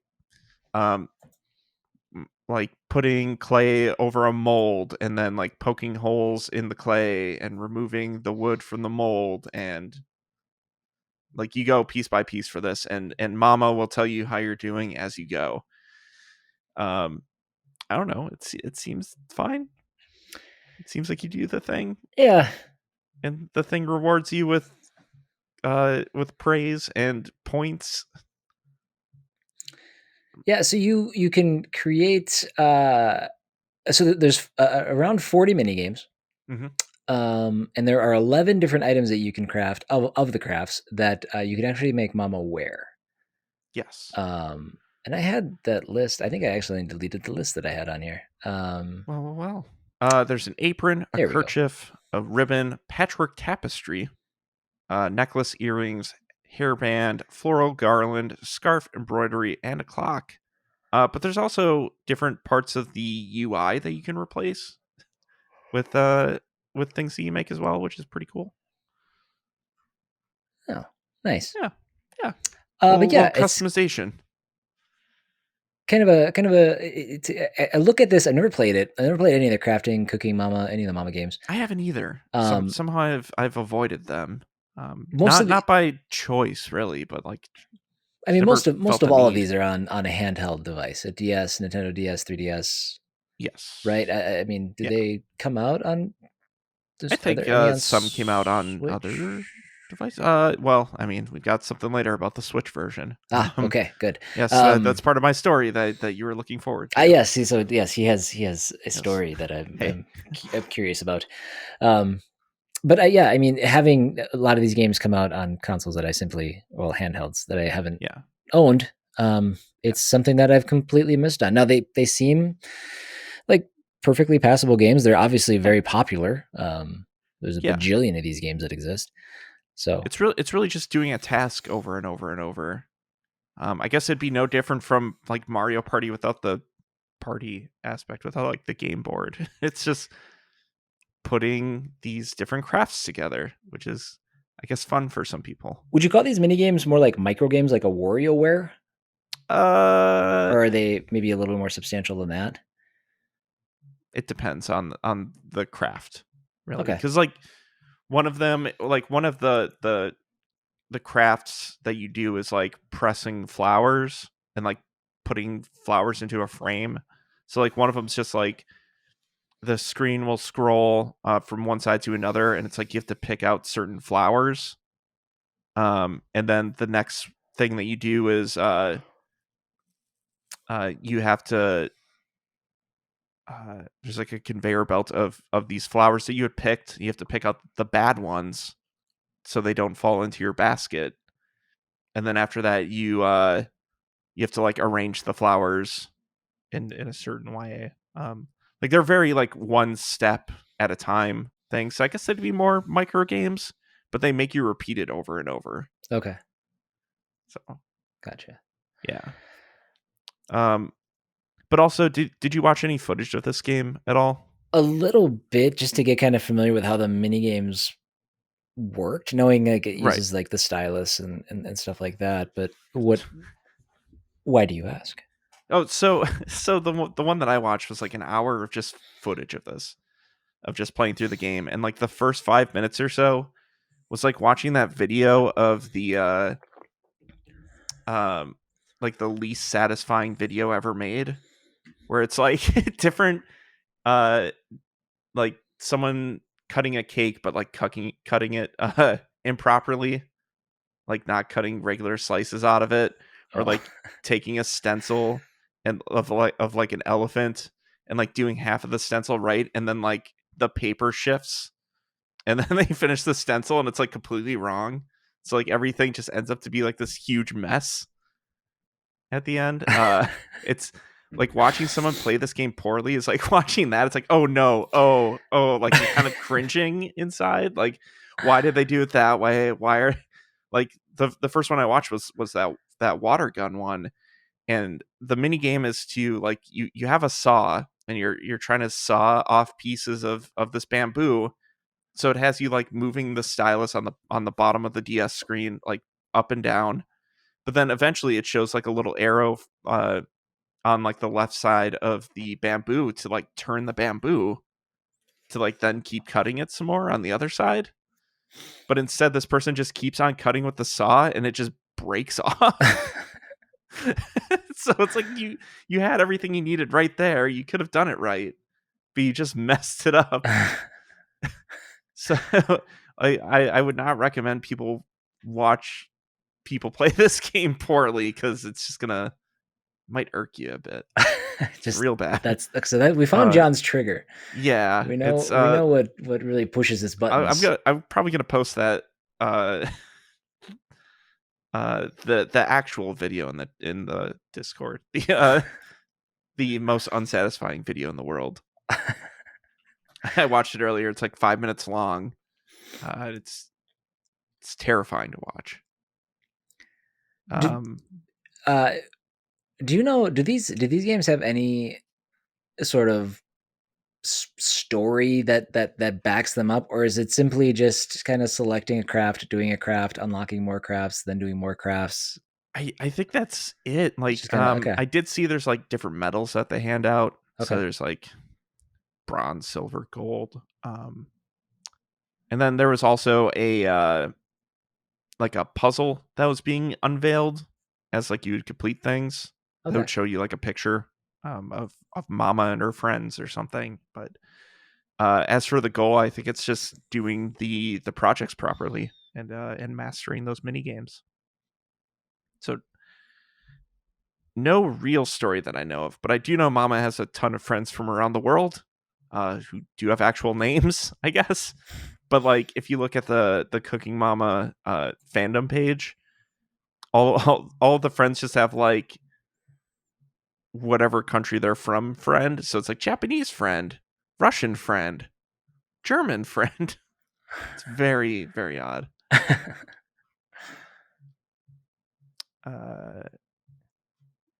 Yeah, I mean, to be honest, I don't have much about this game specifically. Yeah, Besides like, I don't either. There's more here than Circus Linux.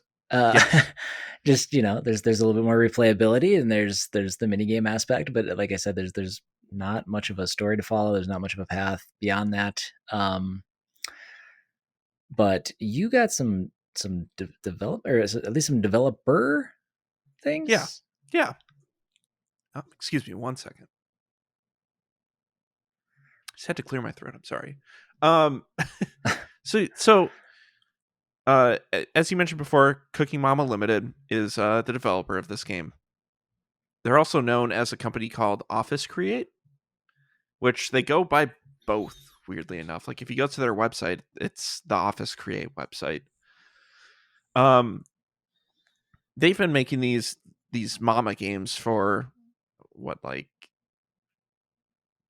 since 2006 or something. It's been a while. There have been a When lot of was these the games that have rolled out. yeah, Cooking Mama was the original in 2006. So there have been other spin-offs. There's obviously Cooking Mama 2, 3, 4, 5, World Kitchen, Cook Off, Gardening Mama, Babysitting Mama, Camping Mama, Gardening Mama 2, Forest Friends.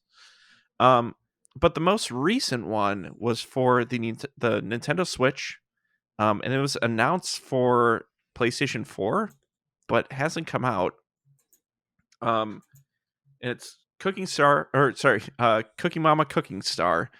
Now, what's weird about this game is it's developed by someone else. It's developed by First Playable Productions, which I believe is it's a Western studio.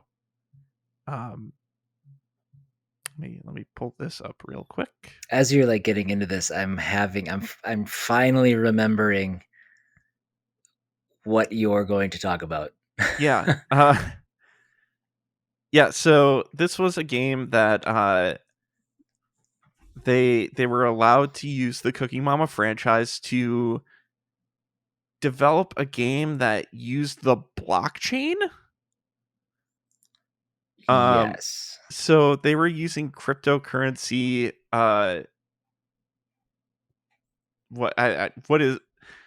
Can't really describe what the blockchain is here because I don't fully understand it. Well, But it's they go yeah. ahead. I mean, they weren't using okay. Yeah. So Keep going. Let me find. yeah. So they had described it, at least in things that I was reading, as using blockchain technology for something in the game. It wasn't really described, but this game was technically released last year on the Nintendo Switch, but was then unreleased. So yeah, it was released March 31st, 2020. But then there was a like a licensing dispute or a legal dispute between First Playable Productions and the owners of the Cooking Mama franchise, Office Create, and they took it off the shelves, the digital shelves, and the reason why, or the reason that people are thinking this was removed was because it was using people's Nintendo Switches as crypto mining devices, mining cryptocurrency using their Nintendo Switches, which is insane. Like disguising Cooking Mama as a cryptocurrency mining software is mind blowing. Yeah, it so it there's it is unconfirmed, but so Cooking Mama, I found the tweet back from April. Cooking Mama Cookstar responded to the allegations, and basically what happened was people misinterpreted what they said and ran with it in a amazing way. They basically, Cooking Mama Cookstar looked at using virtual currency to trade in-game assets, which is not uncommon. But they worded it by saying they were looking at different blockchain capabilities, and cryptocurrency tokens as that thing. Now there's cryptocurrency. There's the big ones. There's the Bitcoin. There's the Ethereum. There's the big ones that you hear about all the time as these big cryptos. There are thousands of other cryptocurrency. Your Doge coins, your stuff that's not worth anything. Even stuff that like is made specifically for having a virtual currency like this is not unique. But somehow that got spun. But I think the however it got communicated in the first place, they were looking into cryptocurrency and blockchain. Yeah. And having this weird time period of mining crypto, like GPUs were unavailable, and this is Bitcoin was new highs and all of that stuff. I think it all just kind of melded together into this crazy Twitter conspiracy against the developers of this game that they were mining cryptocurrency using people's Nintendo Switches. And it's also like the game hasn't come out since.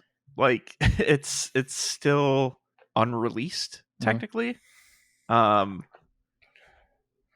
It's wild that you would even try to use cryptocurrency technology or blockchain technology in a Cooking Mama game of all things. They were the publisher was claiming that it was the first implementation of blockchain technology in a major video game console, using the technology to implement a form of digital rights management. Is what the Wikipedia for Cookstar says. Yeah. So I don't know. I had forgotten about that story, and I'm so glad you brought it back up. Yeah. It's like technically it has nothing to do with Crafty Mama, but kind of I was kind of looking at like, oh, what are some of the developers on Crafty Mama doing now? Like obviously they're probably working on other Cooking Mama stuff, and then I saw like, oh, this is a completely different developer. Oh, this was unreleased. Oh, this was last year. Okay, great. So yeah, Cooking Mama's still alive somehow and kind of being published and developed by other people, maybe sometimes. Otherwise,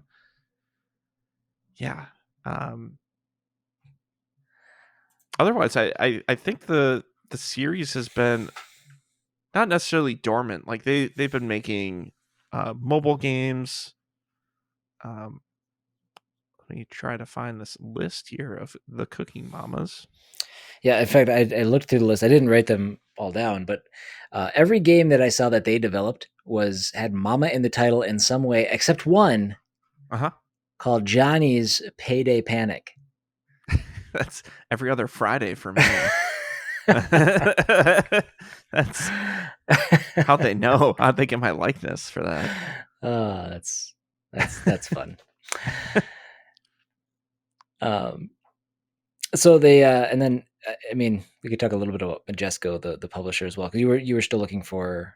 Were you just going to call out some of the Mama games? Whatever, like the newest one, whatever the last one that they actually made was. But yeah, if you want to talk about Majesco for a bit.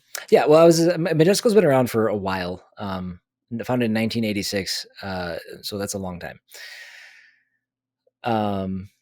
They were founded in 1986 as Majesco Sales, and in 2005 changed their name to Majesco Entertainment Company.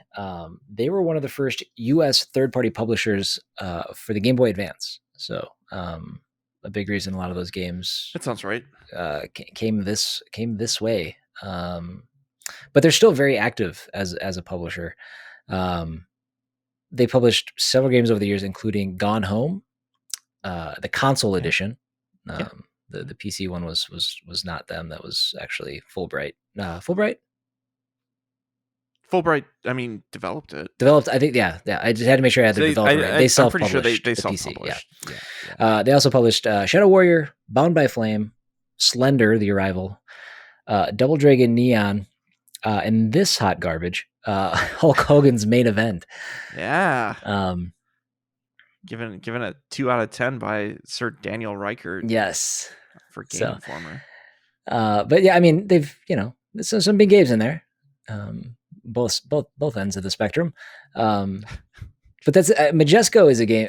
That's just a. I mean, that's a name that brings up kind of nostalgia. It's just a video game name that I've heard for years.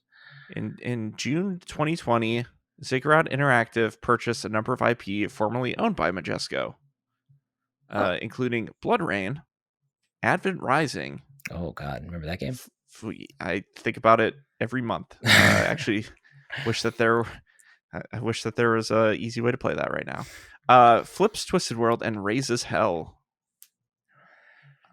which are all old games that you probably shouldn't think about, except for Advent Rising. Wow, Advent Rising. I can't wait till that falls on the list. That first chapter to a sci-fi trilogy from Orson Scott Card. Anyways, I'm glad that there's some movement with the Advent Rising saga. Let's get that back out there. Apparently Majesco wasn't doing anything with it, so yeah. Who is Ziggurat? I'm trying to think of what else they've. I feel like I've seen that name as a publisher as well. I'm not familiar with anything off the top of my head with them. Well, let me do a quick googly search. Perfect. Well, while you're doing that, if you would like to get your hands on some Crafting Mama, I saw 2 ways to get it. $24.99 used on Amazon. But if you were lucky enough to find it at GameStop, I saw it for as low as $4.99. So that's obviously for a physical copy for your Nintendo DS. Mm-hmm. So we'll see if we can find whatever else Ziggurat has done. Yeah, I mean they just have. They might have just bought a bunch of stuff. A Boyna's Blob is technically them now. Like the remade one by Way Forward is published by them now. Did they get that from Majesco as well? Potentially. I think that Firefighter HD, Real Heroes, Bop and Wrestle. Some hunting games, Hunting Unlimited 2. Yeah, the 2000. Well, this was the 2009 one, but that was the 2009 Boy and His Blob was published by Majesco as well. So I got it for the Wii. Correct. For all kinds of stuff: Android, iPad, iPhone, Linux, Macintosh, PlayStation 3, PlayStation 4, PS Vita, Wii, Windows, Xbox. The PC one came out in 2016. So. Okay. So yeah. Oh, actually, Advent Rising is on Steam for $10. Excuse me while I waste $10. I'll go ahead and take care of the third game by myself. Great. No. You mean? But that's all I have for Crafting Mama. Yeah, I don't really have much else. A lot of the people who are working on the Cooking Mama and Crafting Mama franchise are still with that company, still producing Cooking Mama and Crafting Mamas. Yeah. So, yeah. So when you say third game, you mean 3 games, right? I mean, third, like a trilogy. Third for 5th game. 3rd through 5th.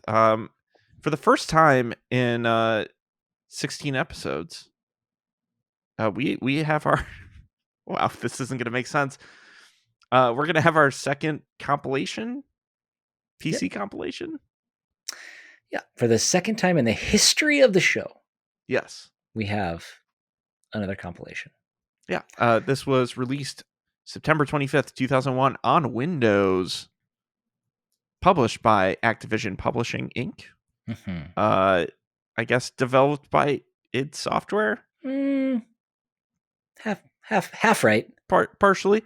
This is Doom Collector's Edition, which brings together a release of Doom 2, Ultimate Doom, and the Final Doom on the PC. Yeah. On the personal computer. So John and I weren't sure how to do this. I don't know if you guys have heard of Doom. What's a Doom? Right. It's funny. Microsoft's soon to be owned Doom. Doom is one of those words when you look at it and say it enough, it starts to seem like a very strange word. But Doom 1, 2, and 3. No, sorry. One. I made the same mistake that you were talking about earlier. Final Doom, yes. which is the extended version of Doom 1 with the final chapter at the end, with a fourth chapter at the end. Doom 2 and the Ultimate Doom. These are big games. And Ultimate Doom is an expansion to Doom 2, kind of. Yeah. Made by two different development teams that aren't id. Which is just a weird development. So yeah, obviously, like people have written books about the development of Doom. It is long and storied, and if we just had one of these games, we would probably go over all the intricacies of each one. But thus is the list. Yeah, and the list give us this one package. And we shall talk about this one package. Exactly, as it exists. Now, we'll obviously touch on a little bit of the gameplay basics of Doom and things like that. Oh, yeah, totally. It's Doom. You shoot things. But let me read the description from the back of the box. From id Software, the name in first-person action games comes the ultimate in explosive terror. Rip, slice, and blast your way to freedom in the Doom hits that put action on the map. Then peer into the future, this is a big part, of entertainment with preview content from the most terrifying game ever created, Doom 3. I'm not sure that's how it all played out, but... Yeah, so this package was re-released in 2003? 2003, January 29th, 2003, with the Doom 3 stuff.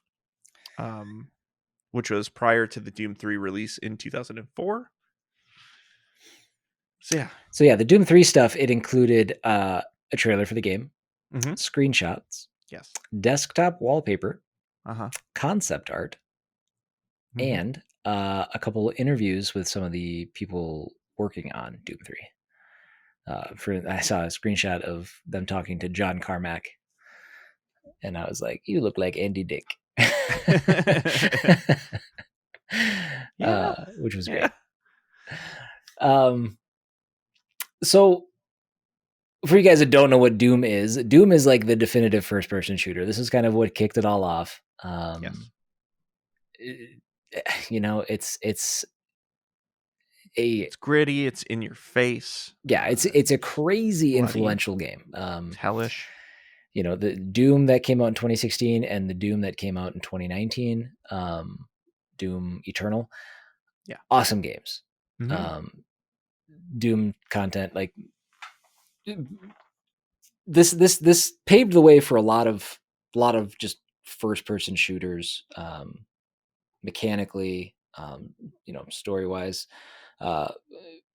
Was Wolfenstein? I always get this wrong. Wolfenstein was before Doom. Wolfenstein was before Doom. Yes. But Doom for some reason always just carried that mantle. Yeah. So, the Ultimate Doom, as we touched on briefly, is the original. The Ultimate Doom is the original Doom with an additional fourth episode titled "Thy Flesh Consumed," which adds 9 more levels. And then we said Doom 2, Hell on Earth. Final Doom. Now this is where it gets kind of weird because Final Doom's weird. I before looking at this, I knew of Final Doom. I've seen this package before, like this whole collection. Oh yeah. But like, it never really, I never really processed that Final Doom wasn't canonical, I guess. Like, I know it says it's the final chapter in the Legendary Doom series. But like, no one ever really references it. No, and I mean ever. They It would have definitely been Doom made 3 if they Doom wanted 3. to be Doom 3. Yeah. And Final Doom wasn't created by id. It wasn't. It was developed by two teams because it's 2 episodes. Yes. One episode was developed by Team TNT, and the other episode was created by the Casali brothers. Yes. So on that one, I mean, the gameplay is identical to Doom 2. It just has some added. It's just additional content. So it almost functions as more of an expansion to Doom 2, kind of like what John said. Obviously, yes. Doom 3 is its own separate thing. Sure is. But those are the three games that are included in this here collection. Chris, how old were you when you first played Doom? Was it the first shooter that you played? Oh, it had to have been. I must have been. It's either this or the Super Nintendo Jurassic Park, where like the first person things that I had played. Well, the original Doom came out in what, 91? No, 93. 93.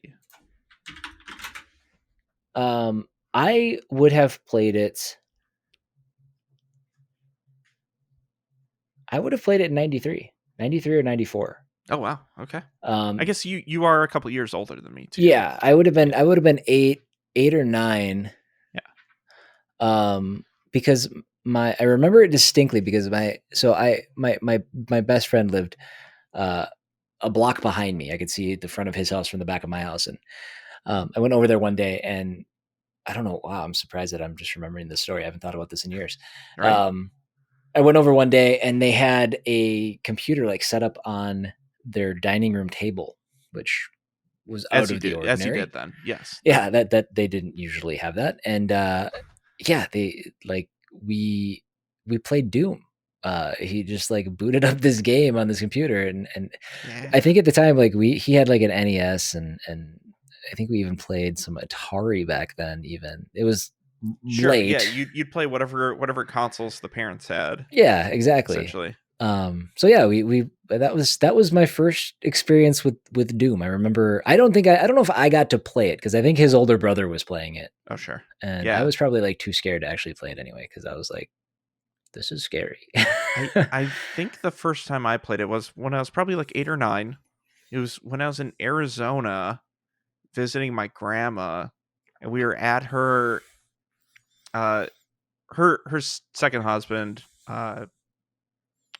who wasn't my blood grandpa. Blood grandpa sounds so that metal. That sounds like weirdly dark. Blood grandpa. Playing Doom with my blood grandpa. No, so we went to her husband's family's place, and they just happened to have Doom on their computer there, and we were just playing it because that was the thing to do. Like, I knew that it was something that was probably too mature for me, but everyone was like cool with it because it was so cartoony and abstract. Yeah, it in no way looked real. Like it's not like Duke Nukem, who's like, there's other inappropriate things that Duke Nukem's doing besides like shooting demons. But yeah, that was. I always find like people gravitated to Doom like before they were 10. Which is like, would you let Jack play Doom when he's like 7 or 8? Is he ready for Doom now? Nice. Probably not ready for Doom now. I mean, not current Doom, but what about Final Doom? Yeah, I don't know. I don't know. The ultimate Doom. he, when he gets to be that age, we'll I mean, we'll he's not see. even 3 yet. Yeah, No, give him he's not. 5 years. Yeah, I got time to think this one Give through. him Decide 5 years. the next 5 years. I'm gonna wake up in a cold sweat. Do I let him play Doom in 4 years? Do I let him put on the neural link to play the Sword Art Online MMO? Jeez, I don't know, man. That's what it's gonna be in 5 years. Yep. It's gonna be weird. Tapping into our brain stems, baby. I always find that to be kind of a fun exercise. It's like, when did you first play Doom? Because for everyone, it's always single digit ages. Yeah, and if you're around our age, it's weird that you ask that too, because I haven't thought about that game. Doom is fine. I love the new Dooms, but it's not like I think about.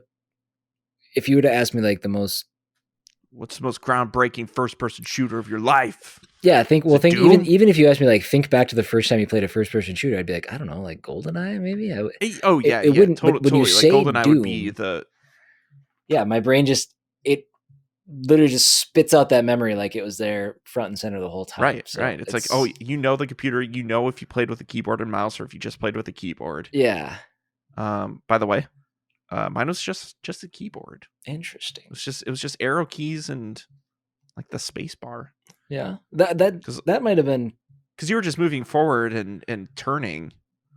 That might have been my first keyboard game ever, actually, because I always played like we had an NES growing up, and then like I suppose at that time, we wouldn't have quite had a Super Nintendo yet. No, that wouldn't have been released yet. So yeah, that would have been my first computer game. Period. Mm-hmm. So, I mean, Super Nintendo was way before this. You're right. I was thinking 95. Yeah, that was 90. Okay, that was 90. So I might have had a Super Nintendo 64? Too, but yeah, I mean, completely tied into controller-based console gaming, and then yeah. But like even by the time I played Doom, like Doom had been out for a while, and people knew what Doom was. Like I had heard of Doom, but like that was absolutely my first time playing when I was like 8 or 9. Yeah. So, yeah. This whole collection will get you all 3 of those Dooms for one low price, I'm sure, of like $20 or whatever it was at the time in 2001. Yep. And you get all those hot deets on Doom 3. You know it. What kind of flashlight physics there are. I did find a sealed version of this on eBay for $98. Wow. You could also just go to Steam and buy them all 3 for less than $2 each. So great. Figure out how much that means to you, and they might be on Game Pass or something. I know I got Doom. I got the original Doom. Maybe it was Final Doom. Well, let me pull up my Steam. When I bought Doom on PC, I might even gotten Doom 64 too. Doom Eternal came with Doom 64. Is that what it was? Yeah. So I mean, I have at least. Yeah, Final Doom $4.99 on Steam. Doom 2 $4.99. $4.99. Wow, it was $4.99. I thought it was $2. Never mind. Sorry. I mean, it could have been on sale. Whatever. It's true. Whatever. Ultimate Doom $4.99. Well, there you go. That's a lot less than $98. And I'll throw in the entirety of Doom 3, not even just videos and pictures of it for $4.99. And then if you want the upgraded version, the BFG edition, that's $20. That's $19.99. Oh, there you go. Yeah. So yes, we could probably have talked all day about Doom, the final Doom, the ultimate Doom 2. Oh, you know what? we should probably talk about some of the developers of this box. The biz dev people at Activision and id. Credits for biz for the for Final Doom. It's Jay Wilbur. Credits for the reissue of Final Doom for Activision. The producers Thane Lyman. Production tester Matthew Beal. You did a great job, Matthew, on testing this. It's a lot of Jay Wilbers and Thane Lymans in here. I guess they're probably the ones who put this together. So yeah. Thank you, Activision. Thank you, id, for these 3 wonderful games. Thank you for showing me what blood was before I was 10. Yeah. Yes. And how to accurately aim on without having a vertical. I mean, were you even? Yeah, you weren't aiming at all. Really. You just had to kind of point in the general direction, and the bullets would automatically go up or down depending on the plane that the enemy was on. That was. Thank you for giving me mild motion sickness, probably. So, those are 3 games. Yeah, those are 5 games, kind of. And you know what? I guess going forward, since we've done 2 of these collections now, we should probably ask the community how they would want us to handle these. I guess. Do you want us to keep handling these as the product, or if it like?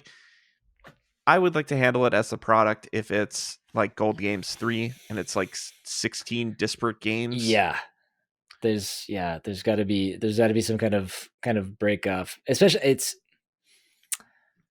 yeah. So the thing that we had discussed when this game came up was like, what do we do with the orange box? Because that is like a specific package with specific games that weren't out on anything else. Like the orange box was the place where like Half-Life 2 Episode 2 debuted, where Portal debuted. I think we looked and like those games are also on our list separately, correct? Yeah, we checked on all of them. They all show up as separate entries on the list, which I think was the reason we decided to push forward with handling this one as a package. Yeah. Yep. Rather than doing a deep dive into all 3 of the games. Yes. And I think maybe that might be, if you guys trust us to continue to take that approach, a case by case example when these come up. I think it's kind of funny that we do it as just the package. I think it kind of is too.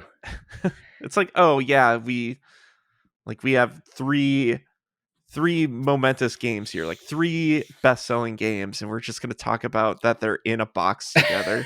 Like that's pretty good. Yep. Kind of trolly? A little bit. And not necessarily lazy. Like we do our work on it. Yeah. We definitely research it. That's right. To be honest, I don't think we learned about Final Doom. Oh, we sure did. The one thing that I found out when I thought that just like normal Doom was in there. One of the fun things I learned about the development of the original Doom was where is this? I want to say it was John Romero. It's either John Romero or Carmack. It was going to put out key person insurance on one of them because they were so important. Like their ideas were so important to the company that if something were to happen, like the company itself would need insurance if they lost them, like physically. Jeez. Which is insane. Also, there's another thing in like the making of Doom where one of the designers, Tom Hall, had like a Doom Bible, which I believe I've heard of before, that has like all these story intricacies that he made up for the Doom universe because he wanted it to be a game that was more than just like a faceless shooter like Wolfenstein was. Like there was no story with Wolfenstein, it was just levels. But yet like you still hear about like aliens or like a portal opening up on Earth or on Mars and like the demons and alien stuff. And he had all that stuff in the Doom Bible, but he was kind of overridden by everyone else. And like somehow that stuff still made it in eventually. Like in later installments. It's crazy. And for that, I mean, and for that reason right there, that's why it's so hard to take something like this and just cover the entire thing, the entirety of it. like what, like We would have had to make a Doom episode. we'd have to read like the Masters of Doom, and like figure out all the intricacies. Not that we need to explain ourselves on this, but like there's some weird stuff in there. Like each of these games really deserves its own thing. Yeah, and we'll get them eventually. Right. But maybe we'll see if it spits these out at us. Well, John, should we go ahead and rank these? Yeah, let's rank them. Let's I will go first this time. I think that's right. I think you're paying more attention than me at this point. Yeah, Chris, I'm sure people don't care who goes first. Yeah. I mean, there could be like a there could be a wiki out there that's like counting each time that we do this. On episode 13, I'm getting it right or wrong. They went out of order. They went out of order. John was wrong. But Chris went along with it. So that was weird. There's just like 3 check boxes. It's like, is it supposed to be John or Chris going first? Were they right? And then did Chris accept it? Like those are just the 3 columns. And I'm sure just across the board, it's you. I mean, you've accepted it every time. Oh yeah, I no question. Yep, I'm relying on you to steer. Did John us make it at up? That point. Yes, he did. All right, number 3 for this week. It's a real easy one for me. It's Circus Linux, and it's Circus Linux because this has to be my least favorite looking Breakout or Arkanoid clone. Yeah, nothing about this looked fun, besides some of the art that the developer did for this version. Also, I'm not a big fan of Linux in general. I know that's gonna make a lot of people irritated, but not as much as Linux itself irritates me. Shots fired. Shots fired. Yeah, it's too much work for so little. Anyways, Circus Linux is my number 3. Chris, what is your favorite? I'm sorry, I'm going to break here from the top 3. What's your favorite recent Arkanoid clone? Well, I didn't see that question coming. I'll go first. Mine is Wizorb. Okay. Which was a game that came out. It's slightly Arkanoid and it's slightly pinball-y. But you have ways of controlling the ball and breaking the bricks and having like magic spells and stuff. It's fun. Gosh, how about Breakout 2000? I mean, this might be completely off base. Yeah. I mean, in concept, there's similarities, but this isn't gonna work. Peggle? Sure. Yeah, sure. It's the ball's going down instead of up. Yes, that I will accept that actually. Okay. Peggle is on this list of best Breakout clones of all time. It's somehow number 6. Well, there you go. Yeah. Hey, I will accept it. Kirby's Block Ball is also on here, which I totally forgot existed. And I also support that choice. Perfect. Shatter's a game that came out in 2009. Anyways, Chris, what's your number 3? My number 3 is Circus Linux. Yeah. For much the same reason as it is John's. Specifically the Linux part. Okay, I don't have a strong opinion, I guess, one way or the other, as it relates to that. Yeah. This is an open source game that is good for about a minute and a half of fun. Sure. and that's it. Like there's nothing. There's nothing that would make me want to play this game now that I've played the Circus Atari version or whatever it was. So yeah, that is my hard number 3. Hard number 3. Yes, Yeah. absolutely. There's a brick wall between number 3 and number 2 on my list.